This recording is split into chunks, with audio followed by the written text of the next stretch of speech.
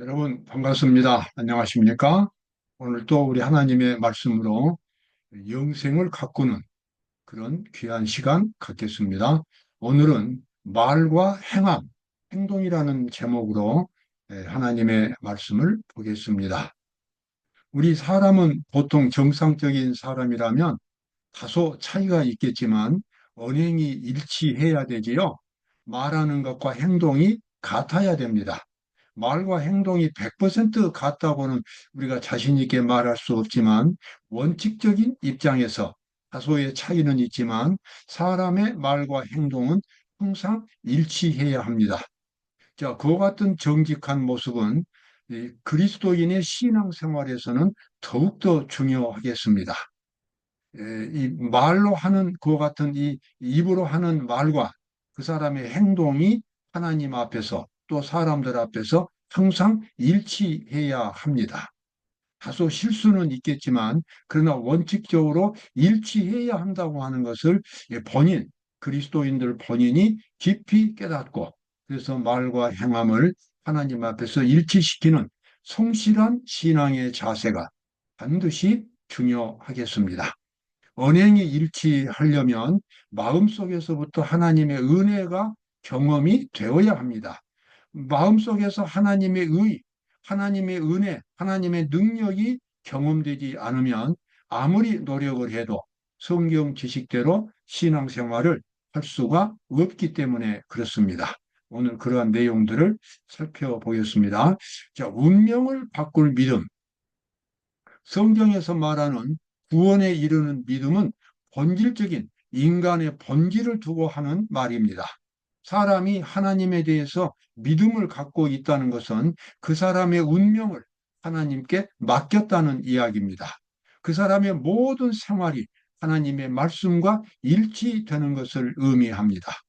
그렇지 못하면 마음속에서부터 품성의 변화는 일어나지 않기 때문에 그렇습니다.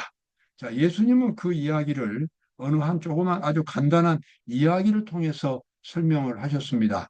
마태복음 21장에 나와 있는 말씀이죠. 한 사람이 두 아들이 있는데 맏아들에게 가서 이르되 포도원에 가서 일하라 하니 아버지여 가겠소이다 하더니 가지 아니하고 둘째 아들에게 가서 말하니까 실소이다 이렇게 말하더니 그 후에 뉘우치고 갔다. 예수님은 이 이야기를 통해서 누가 하나님 앞에 합당한 사람이냐, 누가 하나님의 뜻에 순종할 수 있는 사람이냐, 여기 지금 아버지한테서 여러분 아버지가 두 아들을 판단할 때 뭘로 판단하겠습니까? 말로 판단하는 것이 아니라 가겠다고 해놓고 안 가고 안 가겠다고 해놓고 나중에는 후회하고 가고 그러면 누가 아버지 앞에 진실한 아들입니까? 둘째 아들입니다. 그와 똑같이 우리가 갖고 있는 신앙생활도 우리의 말이나 지식이 아니라 우리의 생활로서 하나님 앞에 인정을 받아야 합니다. 우리의 모든 삶이 하나님의 말씀과 하나님의 정신으로 하나님의 원칙으로 그렇게 이루어져야만 한다고 하는 것입니다. 자, 여기 실물교훈에 나와 있는 말씀이죠. 비유 가운데 가겠나이다라고 대답한 아들은 큰아들이죠. 신실하고 순종하는 아들처럼 보였으나 시간이 경과함에 따라서 그의 고백이 결국에는 진실하지 못했다는 것이 드러났다. 지금 그리스도인에 대한 예수님의 설명입니다. 말은 그저 청산유수로 하나님의 원칙, 하나님의 뜻 설교하고 듣고 공부하고 또 열심히 예배 참석하고 하지만 실질 마음속에서부터는 하나님의 뜻에 순종하지 않습니다. 바로 그것을 예수님은 가리켜서 말씀을 하시는 겁니다. 우리 그리스도인들은 하나님 앞에서 언행이 일치되는 그와 같은 신앙생활을 반드시 해야 합니다. 예수께서는 청중들에게 하나님의 계명을 지키는 것은 곧 자신들 속에서 그리스도의 품성을 재현하는 것임을 계속해서 가르치셨습니다. 자, 우리 그리스도인들이 하나님의 말씀대로 산다는 것은 마음속에 사실상 많은 갈등을 내포하고 있습니다. 왜냐 그러면은 사람의 이 본성은 하나님의 율법을 싫어하기 때문에 그렇습니다. 하나님의 말씀에 순종한다는 것은 근본적으로 자기 자신이 주인이 아니라 예수님이 주인이 되는 겁니다. 자기의 이기심이 주인이 아니라 예수님의 이타적인 사랑의 정신이 주인공이 되는 것입니다. 내 목적을 달성하는 것이 아니라 하나님의 목적을 달성하는 것입니다. 그래서 옛날 자기 자아가 하나님의 법을 좋아하지를 않습니다. 싫어하는 것입니다. 적극적으로 대항하고 싸우려고 합니다. 그래서 그래서 이 사람이 예수님을 믿고 구원을 받는 것은 세상에서 그렇게 인기 있는 일이 아닙니다.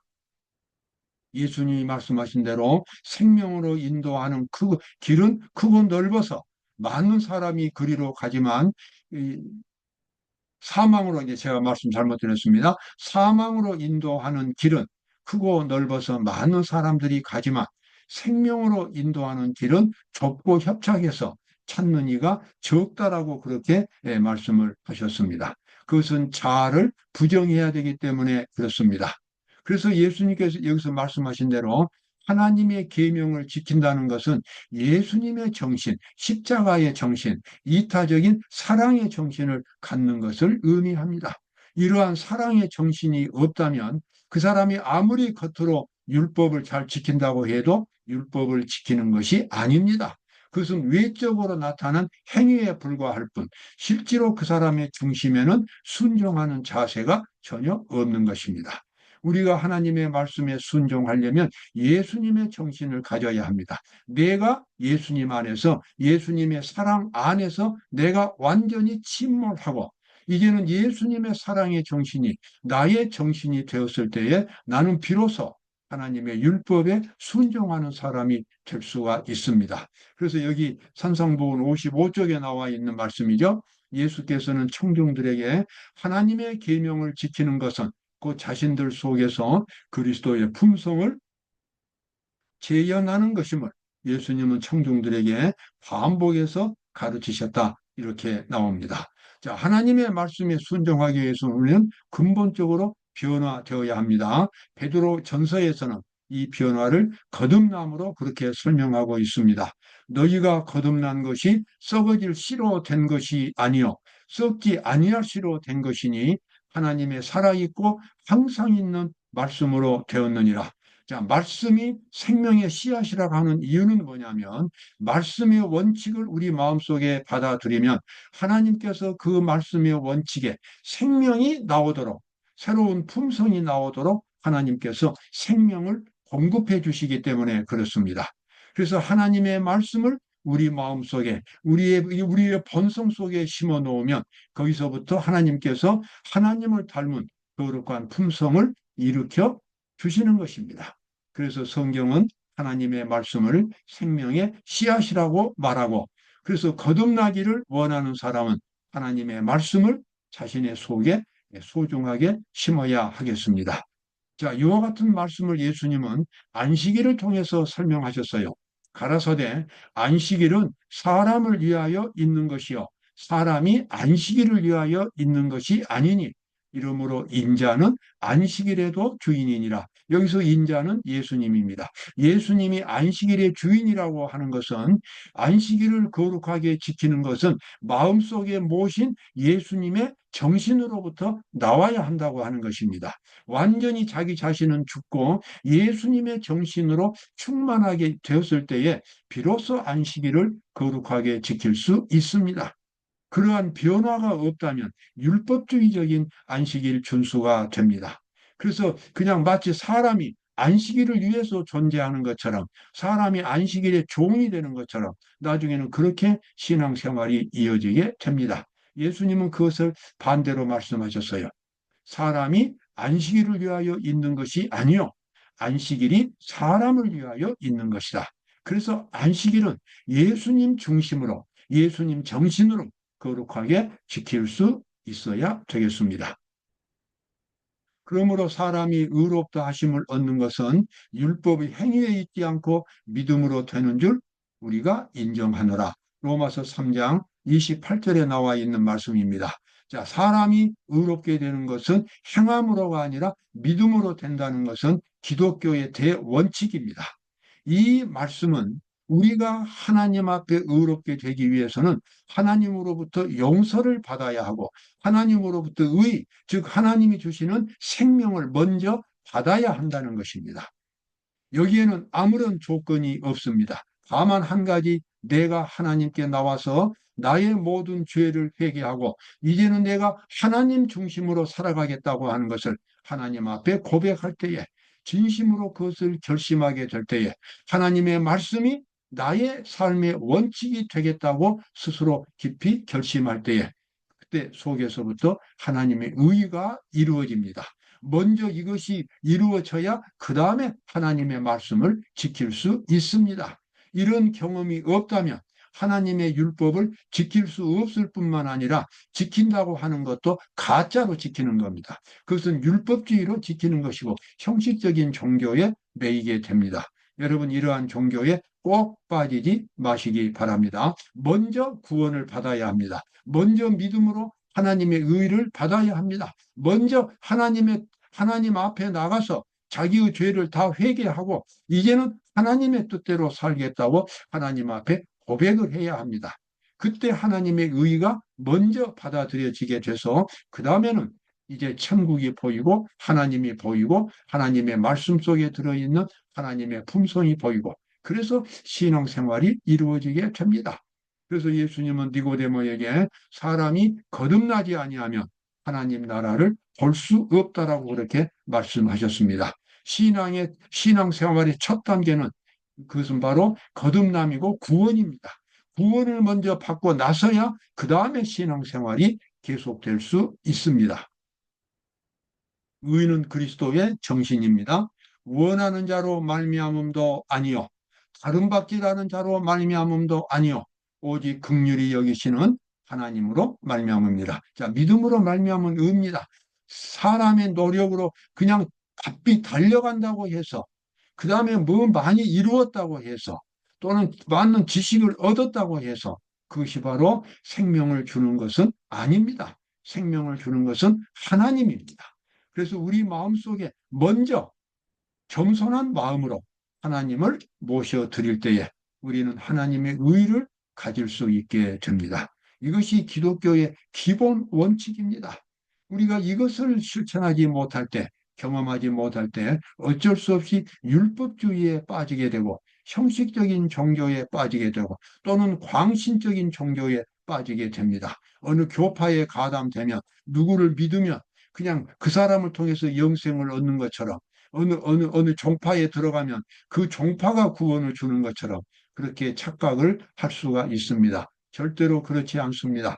영생이라고 하는 것은 우리 각 사람이 하나님을 개인적으로 만났을 때에 하나님의 말씀과 일치되는 마음의 자세를 가질 때에 하나님이 우리에게 믿음을 주시고 영원한 생명을 주십니다.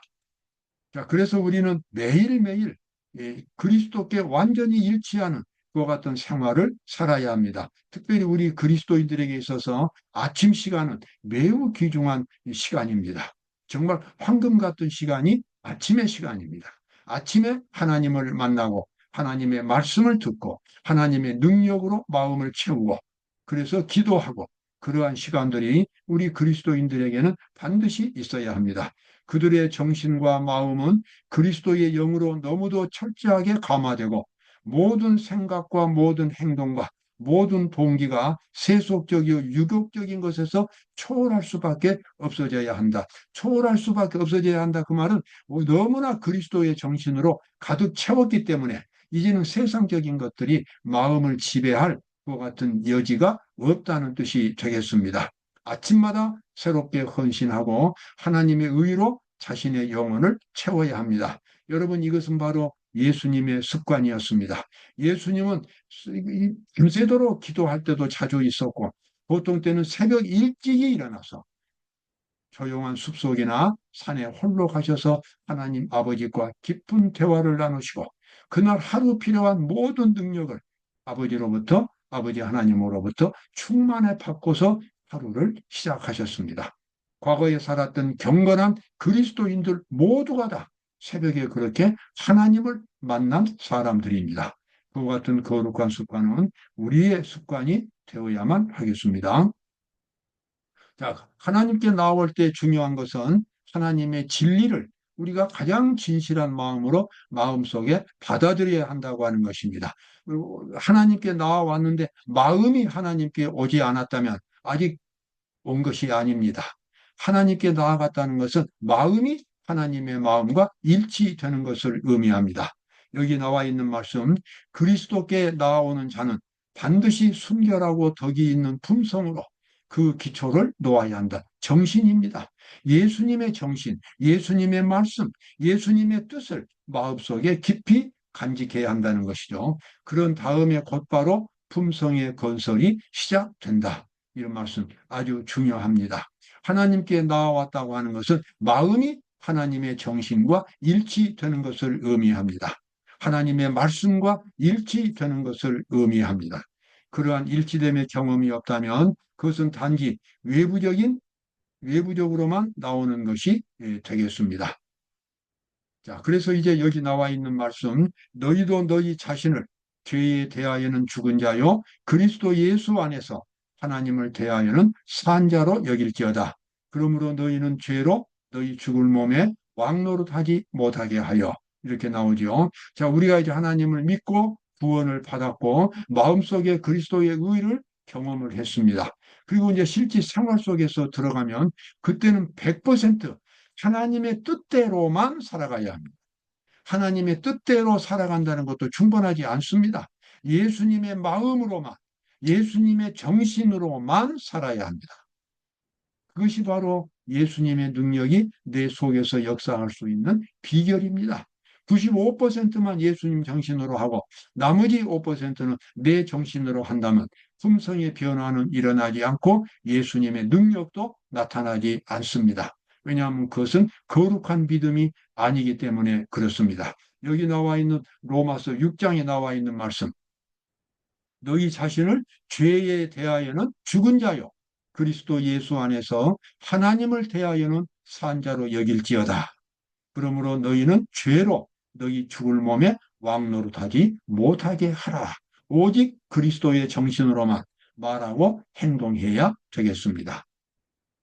여기서 예수님을 여기서 우리는 이제 그래서 이 믿음이라고 하는 것은 우리의 운명을 바꾸는 것이 믿음이라고 제가 자주 강조를 합니다. 운명을 바꾸지 않는 것은 진짜 믿음이 아닙니다.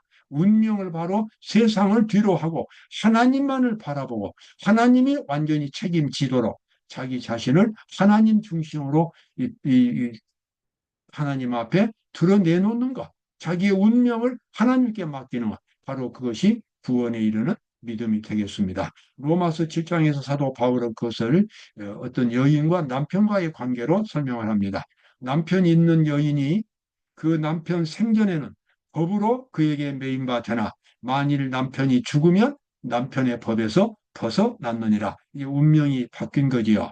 그러죠? 이 생전에는 남편과의 관계가 있었기 때문에 다른 남자한테 가까이 갈 수가 없었습니다. 합법적으로요. 그러나 남편이 죽으면 이제 남편과의 관계는 완전히 끝난 것입니다.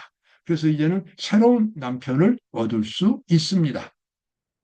그와 똑같이 우리는 이 세상에 대해서도 완전히 그렇게 관계를 끊어버려야 합니다. 여기서 관계를 끊는다고 하는 것은 세상을 등진다는 뜻이 아닙니다. 그 목적, 이 세상은 하나의 거쳐가는 과정으로 둔다는 것이지 하나님의 목적을 달성하기 위한 하나의 수단으로서 이 세상이 있는 것이지 이 세상이 목적이 아니라는 것입니다. 그래서 이 세상 사람들의 도덕과 윤리와 방법과 이런 모든 것들은 다 하나의 수단에 불과하고 최고의 목적은 하나님의 뜻이 되겠습니다. 하나님의 거룩한 사랑의 정신이 최고의 목적이 되겠습니다.